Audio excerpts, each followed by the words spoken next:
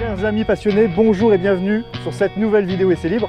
Vidéo un peu exceptionnelle, la plus grosse parole de proprio de l'année. C'est cette voiture avec des gens qu'on a déjà vus sur la chaîne, mais surtout, j'ai voulu dans ce rassemblement beaucoup de nouveautés, beaucoup de personnes nouvelles qu'on n'a pas vues sur la chaîne.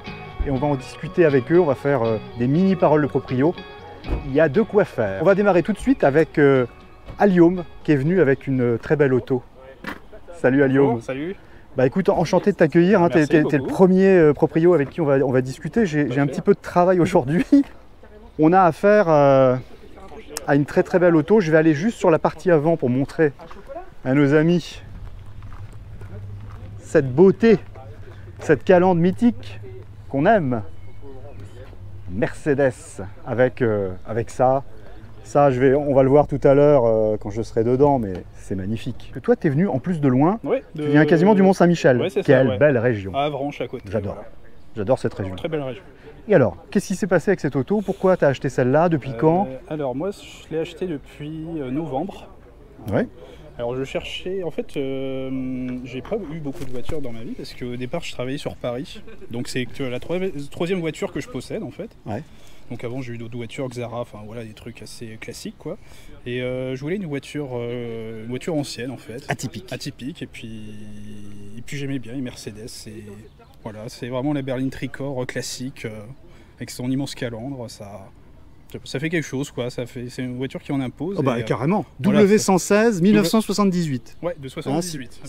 Si j'ai bien retenu, avec cette petite option que personnellement j'adore et que dans ces années-là, mais ça c'est exceptionnel les petits essuie-glaces. Parce que ce qu'il faut savoir sur ce niveau de gamme là, presque tout était en option, ce qui était assez incroyable parce que on était vraiment sur le haut de gamme Mercedes et tout était en option, même les vitres électriques. Alors bon, en 78, c'est bien d'avoir des vitres électriques, mais pour ce niveau de gamme ci quand même, c'est assez bon. Bah, c'était un peu chiche quoi. En 78, c'était fou quoi d'avoir les vitres électriques. Mais pour le niveau de gamme, il n'y avait pas beaucoup de choses de série. De série, ouais. Voilà. Il fallait optionner. Mais c'est ça, les Allemands, ils sont très forts pour les options. Des billets. Oui, et puis surtout à l'époque, ça devait coûter. Ah oui, ça devait coûter.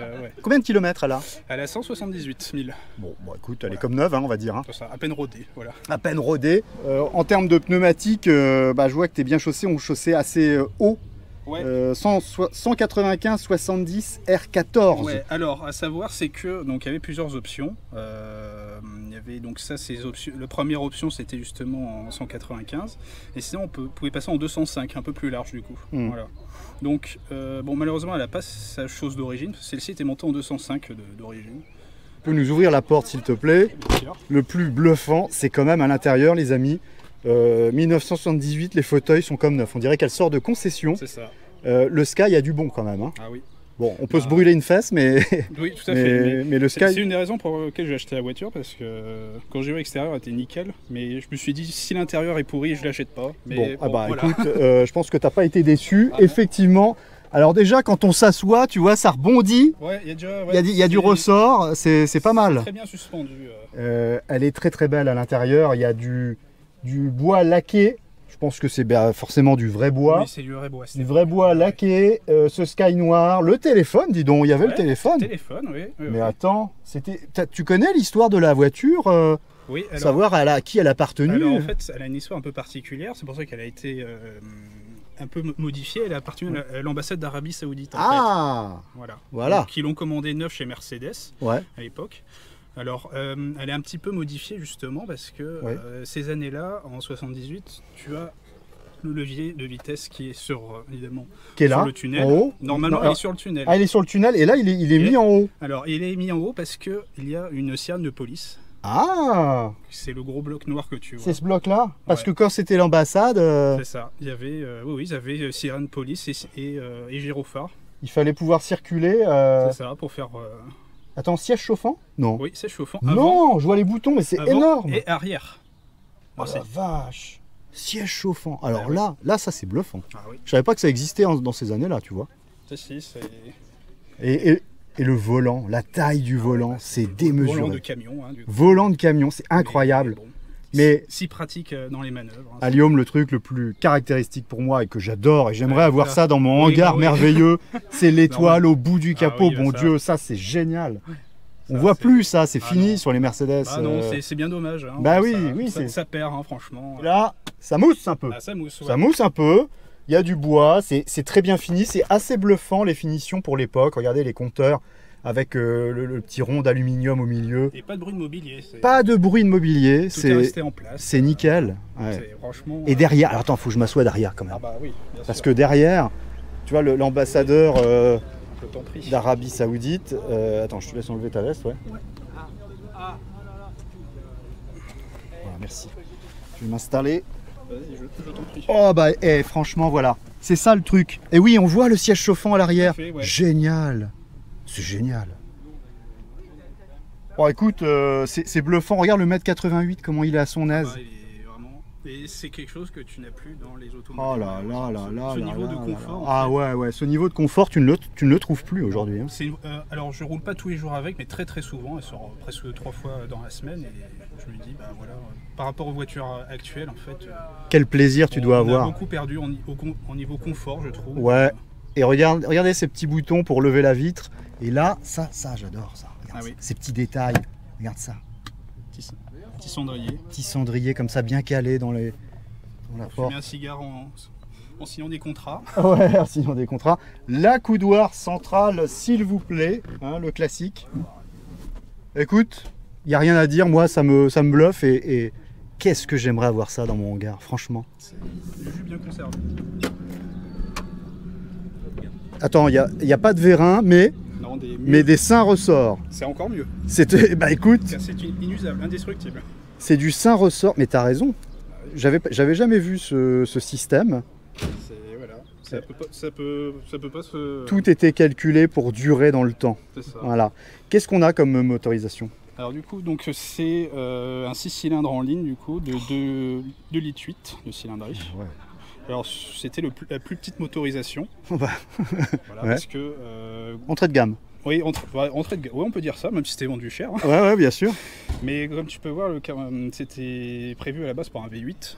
Ah oui. Parce qu'il y a eu il y a de la place. Il y a de la place. Il y a eu un V8 de 3 litres 5 et la version la plus haut de gamme, la 450 SEL, qui est avec un V8 de 6 litres 9, qu'on eut retrouvé sur un Mercedes 600, l'énorme limousine des années 60. Ouais.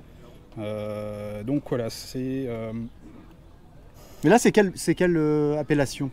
Alors c'est 280 SE. C'est une 280 SE. Ce qu'il faut savoir, c'est que les W116 sont les premières classes S de l'histoire. C'est la première série. Ouais, c'est les premières séries de haut de gamme. La dénomination classe S. Ouais, voilà. C'est vrai. Donc S pour la classe S, E c'est pour injection. Ouais. Parce que les toutes premières versions, quand c'est sorti en 72, a eu des carburateurs. Notamment le M110, le 6 cylindres, au départ était à carburateur. Et après, on est passé en injection Bosch, cage électronique. On l'a retrouvé aussi sous beaucoup de capots, hein, chez Porsche, BAG, voilà, j'ai énormément de monde. Ouais.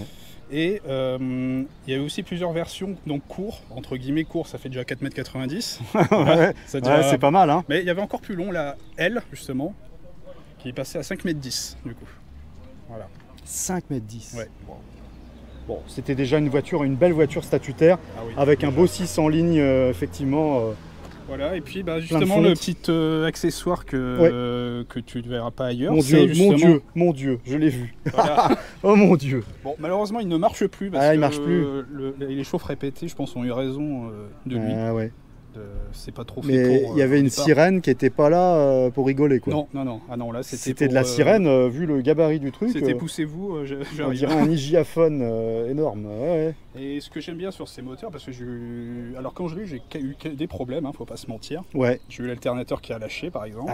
La courroie ou l'alternateur lui-même. C'est l'alternateur qui ne rechargeait plus. Ouais, d'accord. Donc j'ai eu l'occasion de travailler un peu dessus. Ah, c'est toi qui as bossé? Ouais, c'est bien. C'est la première fois que je changeais un alternateur sur une voiture. Ouais. Donc voilà, je me suis dit, allez, je vais me lancer dans le bain. C'est bien.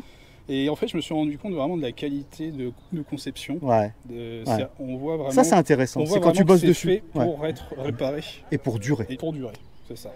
Et c'est vraiment l'intelligence de conception que quand tu travailles dessus, quand tu mets vraiment les mains dans le cambouis, que tu te rends compte, tu dis, c'est incroyable, quoi. Tout simplement. Les ingénieurs de l'époque, ils fabriquaient pour durer. Qu'est-ce que ça cote, ça, aujourd'hui? Alors, il y a différentes options. Alors, en 280 SE, la plus petite motorisation, généralement, il faut compter à 10 000. 10 000 € Voilà, voire même moins. C'est ce que tu as payé toi à peu près? Moi c'est ce que j'ai payé. 10 000 € pour une voiture comme ça. Voilà. C'est même pas le prix d'une Clio. Quand on va sur les V8, ça coûte tout de suite beaucoup assez cher. Wow. Je faisais un 30 000. La 450 SE est la plus grosse. Déjà un 6 cylindres. Voilà. Franchement. Pour une première voiture de collection, je me dis, on va être raisonnable, un 6 cylindres, c'est déjà pas Mais mal. 10 000 €, eh ben, c'est pas cher payé. C'est pas cher payé pour cette auto. La durabilité. Ouais, je suis d'accord. Écoute, j'ai envie de faire un truc, tu sais, sur SL Libre, on fait toujours ça. On va voir en dessous un petit peu. Allez, hein, c'est parti, hein, on va aller regarder. On va les regarder parce que. Alors des vieilles dames en plus, c'est pas très beau, mais j'aime bien donner de ma personne pour aller voir ça. Regardez, vous avez ici une double sortie, n'est-ce pas? Oui. Dis donc, elle est propre ta marmite. Ça a été changé ça. Oui, la marmite est neuve. La marmite est neuve, hein. C'est toi qui l'as fait? Non, je l'ai déjà acheté comme ça. Écoute, c'est beau. C'est beau, on voit pas grand chose, c'est assez bien calfeutré. Enfin, elle est vraiment très saine, c'est aussi pour des raisons, parce que hélas, comme tous ces autos ces années-là, ça rouille beaucoup. Ah oui, il y avait beaucoup de rouille, même chez Mercedes? Oui, ça rouille. C'est dans les passages d'ailes? Oui, et puis au niveau tout ce qui est longeron aussi. Donc, ah oui, les longerons. Celle-là, elle a eu la chance parce que du coup, une fois que l'ambassade d'Arabie Saoudite en avait plus besoin, ils l'ont cédé au chauffeur qui la conduisait tous les jours. Ils lui ont donné. C'est super ça. Et donc ce chauffeur habitait à Cannes. Ah ouais. Et il a pris sa retraite à Cannes. Elle n'est pas immatriculée en 06? Non, tu as mis en 50. Hein. Oui. Bah, elle était immatriculée sur Paris. Je dis non, je vais pas quand même. T'as mis un truc du Mont-Saint-Michel, s'il te plaît. Je vais pas laisser Paris. Bah oui, non mais t'as raison. Bah oui. Donc elle a dormi, elle a été après toute sa vie durant dans le sud, donc ce qui l'a quand même bien aidé à se préserver au niveau de la rouille. Donc, écoute. Donc voilà, c'est... Bon, écoute, franchement ça m'a fait plaisir. J'espère qu'on aura l'occasion de se voir pour faire un essai plus détaillé. Tout à fait, oui. En parole de proprio pur et dur. Là aujourd'hui on est obligé d'en faire des mini parce qu'il y en a 17. Hein. Mais en tout cas, merci d'être là et de profiter avec plein de passionnés d'auto avec qui on peut échanger. Des très beaux modèles. Des très beaux modèles, voilà. Il y a plein de belles choses. Merci Alioum. Merci à toi. À bientôt. Ah, quel bonheur, mais quel bonheur. Fabien est là. Fabien est venu avec sa belle 735i. Vidéo que je vous invite à aller voir, qui a rencontré un petit succès quand même. Hein. Ça a bien marché, ça fait On plaisir. a plus de 200 000 vues sur cette vidéo. Donc si vous ne l'avez pas vue, je vous invite à aller la voir. Parole de proprio très intéressante. Donc Fabien, c'est quelqu'un qui est déjà venu sur la chaîne. Il y a 2 ans maintenant. C'est un vrai plaisir de te revoir là aujourd'hui parce que tu es un vrai passionné et tu as dit une phrase qui m'a marqué. Et qui va bien dans le ton de cette chaîne et cette communauté essai libre. Et de cette journée. Et de cette journée aujourd'hui. Tu as dit une belle chose. Fabien a dit, la plus belle voiture, c'est celle qu'on aime. Et alors là, c'est tellement vrai, je suis tellement en accord avec ça, profondément. Donc ça me fait plaisir de t'avoir aujourd'hui. Merci de l'invitation, d'un événement comme ça, c'est super. Partager ça. Partager avec les gens, la passion de chacun. Bah oui. Il y a des belles voitures. Il y a des belles voitures aujourd'hui. Franchement, quelle ligne. Et alors, tu as changé un petit truc, parce qu'on va pas refaire une parole de proprio en détail, mais tu as changé quand même un petit truc qui est très sympa, qui lui va tellement bien, c'est les jantes. Exactement. Là, bravo. Un petit changement, c'était le modèle que je voulais et je trouve qu'il va bien à cette voiture. Qui a des petites références, des petits dessins à d'autres dessins de jantes Alpina ou d'autres. Mais carrément, on dirait des Alpina. Avec un beau déport, ça pose un peu plus la voiture et puis ça reste une jante d'origine qui était vendue sur cette voiture-là. D'ailleurs, je l'ai acheté à quelqu'un qui avait vendu presque 15 ans sa série 7, qui avait gardé ça dans le garage, qui m'a ressorti la facture en francs de l'époque. Et pourquoi il avait ses jantes à vendre, du coup il avait vendu la voiture? Il avait vendu la voiture, il avait plusieurs jeux de jantes, un autre jante hiver qu'il avait laissé sur la voiture, sans doute pour une question de prix ou de je sais pas quoi, et qu'il avait gardé en se disant qu'il en rachèterait une, et puis les années passant il l'a racheté, et puis un jour il s'est dit ça prend trop de place dans le garage. J'ai eu la chance de sauter sur l'occasion. Ah bah oui, parce que ça part vite ça. Ça part vite, c'était à côté de chez moi. Super. Donc le temps après d'y mettre des pneus un peu plus récents, parce que les pneus avaient 20 ans. Ouais. Il m'a dit il y a eu un petit drame quand même. Ouais. La semaine dernière, j'aurais pas dû ouvrir le toit ouvrant. C'est à l'ouverture du toit ouvrant avec les courants d'air, je ne sais pas. Ça. Alors montre-nous, on va regarder parce que voilà, mais ça fait mal, je vous le dis tout de suite. Personne sensible s'abstenir, hein, voilà, c'est difficile. Aïe aïe aïe, ça fait mal, elle est tellement belle. Elle est tellement belle et voilà, regardez. Vous voyez, ça pend un petit peu. Les mousses s'usant avec le temps. Bon bah voilà. Hein. Alors qu'est-ce que tu vas faire pour ça, mon ami Fabien? J'ai été voir un sellier du coin pour voir s'il avait une teinte de ciel de toit qui se rapprochait. Il n'avait pas exactement la bonne teinte, mais je vais essayer de faire quelque chose qui se rapproche parce que chez un cellier ça coûterait un petit peu cher. C'est toi qui vas le faire? Oui, je vais le faire. Ouais, oh là là. Je vais le faire, là, on va profiter pour faire la plage arrière aussi qui est un peu décollée. Comment tu vas faire ça? Tu vas acheter. Il faut juste racheter du tissu, de la colle, la néoprène et puis un petit peu de patience et de soin pour bien démonter et puis bien enlever. Et puis bon, ça va essayer. Tu viendras. Je me rate, écoute, je renverrai chez le cellier. Ouais, mais le truc c'est que comme il y a donc les pare-soleils, le toit ouvrant qui sont pas tombés et qui sont un peu compliqués à faire, je vais essayer de trouver quelque chose qui se rapproche le plus, ou comme je discutais avec un autre propriétaire, carrément de trancher, sinon de trancher sur la couleur, de mettre peut-être un marron, un chocolat, je sais pas, on va voir. Pourquoi pas un ciel de toit biton là, enfin un truc. Elle est pas été à concours, c'est pas très grave si on fait quelques petites entorses. Bon, écoute, tu nous fais une promesse là, quand tu as fait ça, quand tu as fini à la fois la plage arrière, le ciel de toit, tu viens nous la montrer là, pour voir ton travail, parce que ça servira à plein de gens. Pour expliquer comment tu as fait, hein, ok? Ouais, avec plaisir. Bon bah super. Avec plaisir. Quand tu vois une ligne comme ça, eh ben ça fait plaisir mon ami. Fabien, on se dit à bientôt du coup. À bientôt, hein, merci. Merci à toi. Ouais. Ciao. Dans le cadre de cette parole de proprio géante, on a une Toyota, c'est pas écrit dessus, hein, mais la fameuse Toyota AE86, hein, si je ne m'abuse. C'est ça, exact. Bonjour messieurs, bonjour. Vous êtes venus tous les deux. Oui, voilà, avec mon pote. Ouais. Un ami. Ouais. Ton prénom, excuse-moi? Florent. Oui, Florent. Ben, bienvenue Florent. Merci. Merci d'être là, avec toute cette belle brochette de voitures. Qu'est-ce que c'est que cet engin? C'est quand même écrit, hein, GT Twin Cam 16 AE86 Toyota Corolla. Voilà, c'est ça, exactement. C'est la Corolla. C'est ça. Tu l'as depuis quand, toi? Ouais, ça fait 5 ans que je l'ai. 5 ans? Ouais. Et c'est toi qui l'as bossé comme ça à l'intérieur? L'arceau, non, c'est pas moi qui l'ai installé. Mais j'ai mis les harnais, fait quelques bricoles sur le châssis. Et tu l'as acheté déjà un peu customisé, hein? Il y avait l'arceau, c'est tout. Après, il y avait les jantes d'origine de base. C'est les jantes tôle d'époque. Ouais. La Japan Life. Ouais, c'est Japan Life là. Ouais. Qu'est-ce qu'on a là en termes de jantes? 195, 50, R15. À l'époque, R15, voilà, là c'était du sport. Ouais. Elle est de quelle année la voiture? 85. 85. Ouais. Oh là là là là. Les belles années 85. Et oui. Et qu'est-ce que tu as fait depuis, donc du coup? Le châssis, c'est des cylindres blocs en polyuréthane. Après, j'ai renforcé à l'avant, j'ai mis une barre anti-rapprochement. Ah. Sur un filtre à air, mais après, au niveau moteur, c'est tout. Qu'est-ce qu'on a comme moteur dedans? Un 1,6 litre soupape, le 4 AGE. Et combien de chevaux ça fait? 124. Pour un poids de 940 kg. Bah oui, voilà. Hein. C'est ça, c'est là où est le résultat. C'est comme les MX ou ça. C'est une propulsion? Oui. Donc oui. Tu driftes? Vite fait sur circuit, mais sinon...